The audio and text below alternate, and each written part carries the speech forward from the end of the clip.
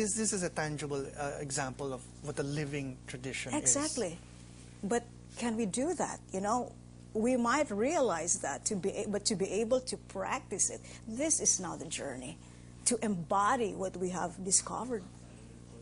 Now, as you've been going around talking to the different elders and then talking to young people from different communities and then comparing these different traditions, what are the similarities that you've seen in terms of what can be said to be our own approaches towards our past, towards finding meaning, our place in the world and our origins? And what are the interesting differences that you wanted to point out?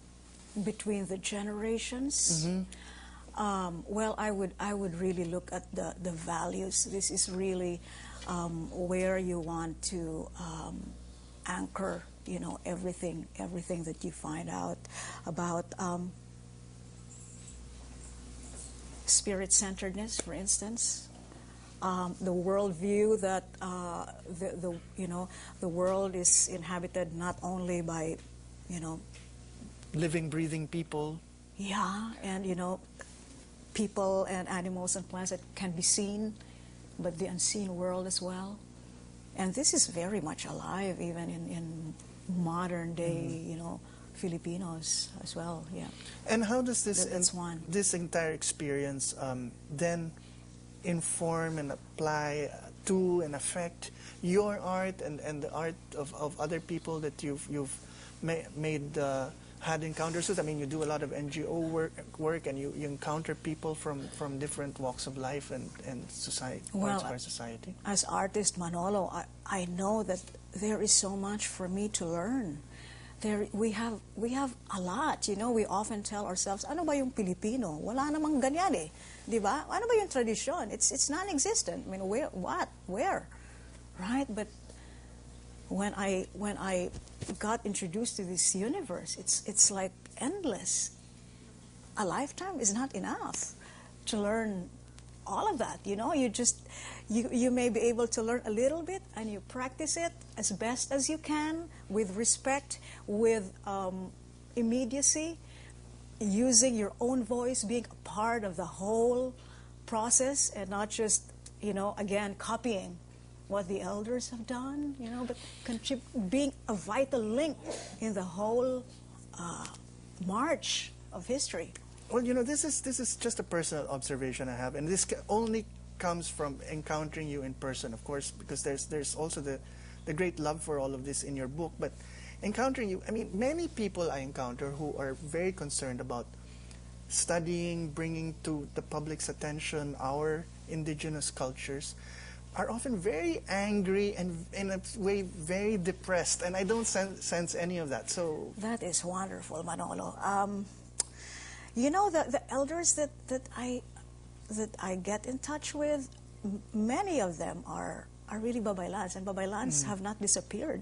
They are still around. And so these are very spiritual people. And in the business of healing and giving inspiration and hope, there is really no space. No room for negativism there. I mean, there's that, sure. We encounter it every day, but you make a choice. Interesting point you raised about, let's say, the Babaylans. Because, for example, when this gentleman from the Visayas was talking to me about how you could find Babaylans and it was part of their culture in the 50s and that sort of thing, that he can say that they're nowhere to be found anymore, I think says a lot. And yet you're saying, no, they're there, you just have to know where to look. I know quite a number. Could it be that we just don't know how to look or where to look, or we've stopped looking? Yes, all of that, and also they come when you have maybe, I don't know, the correct intention. I don't know, Manolo. So they're not just, let's say, a Disney World exhibit for our entertainment and our curiosity and that sort of thing. I've been, for instance, been looking for the Babaylan for decades, and maybe they're just starting to appear. Yeah, so but it means that there's still an unbroken tradition in places. There are these threads that we don't know. When you say unbroken, that is not to say that nothing has changed. Remember that. Much has changed, but there is something that's still there. this is a long discussion. We could Okay. tackle everything. But we're going to continue that discussion when we come back, starting off where we left off at this point. More of our discussions with Grace Nono after this.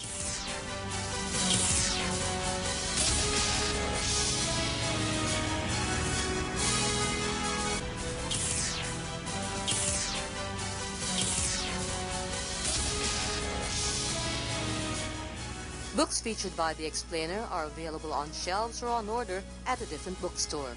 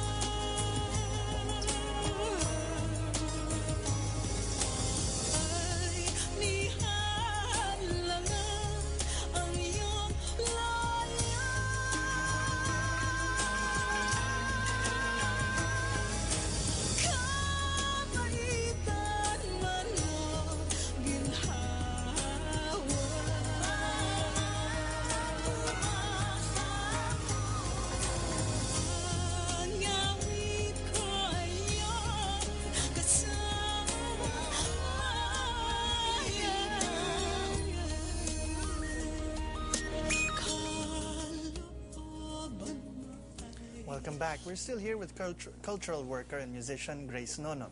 Now, Grace, we're going to open up the floor to questions from our audience here. Yeah, we have a number of questions actually. To start off, from a student from our audience, Nicole, has a question for you, ma'am. It's somewhat personal. Who or what inspired you to make your book? Who? Siguro, Nicole, nagmula sa loob. Hindi lang ito tungkol sa libro. Tungkol ito sa pag-awit ng ganitong klaseng awit na nagmula sa ating kultura. At sinulat ko lang yung aking mga reflection tungkol sa aking mga karanasan at karanasan ng aking mga guro, mga nagturo sa akin. Thank you, ma'am, and thank you, Nicole. We have another question here from Camille this time. Why does Filipinos don't know these traditions when we should be the ones to know them first, especially the youth? Yes. Why? Wow, that's a big question. I think it's because of our history of colonization. We talked about that earlier, and there's a lot of influences that come to us, and maybe there's not enough, I don't know, incentives for the youth to do this. But I believe that there will be,